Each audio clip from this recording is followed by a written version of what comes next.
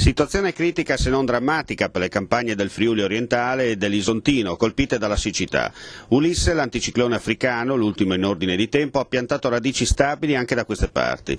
Da giorni gli operatori agricoli stanno operando per salvare le colture che necessitano di approvvigionamento idrico prima che il disastro si materializzi. Un'anomala estate che ricorda quella del 2003. La pioggia auspicata non arriva, anzi Giove Pluvio fa lo sberleffo, minacciando prima l'orizzonte suo arrivo con nuvoloni neri, lampi, saette e vento, e poi, una volta in zona, al momento di entrare in funzione, si dissolve come per magia. Mais, granturco e viti in forte difficoltà, messo in crisi l'apparato riproduttivo, rallentato proprio nel clou dello sviluppo. Non solo la campagna piange, i corsi d'acqua sono a secco, il torrente versa ridotto a una strada con qualche pozzanghera a vista lungo il suo percorso, ma la situazione peggiore la vive il fiume Iudrio.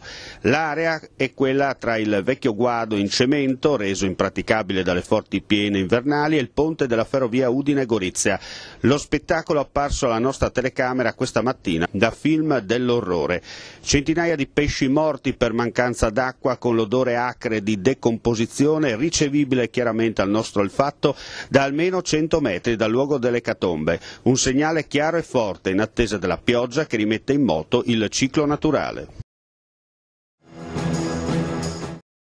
I primi 100 kg di parmigiano reggiano sono stati consegnati all'Emporio della Solidarietà della Caritas diocesana di Gorizia. L'iniziativa, partita da una decisione della conferenza dei capigruppo consigliari, ha visto ieri concludersi la sua prima fase. I consiglieri provinciali ed i componenti della giunta avevano infatti prenotato poco più di un mese fa, autotassandosi, il formaggio che la Coldiretti di Gorizia aveva posto in vendita per aiutare le aziende lattiero-caseari emiliane colpite dal sisma, i cui prodotti erano rimasti intrappolati nelle aree di stagionatura.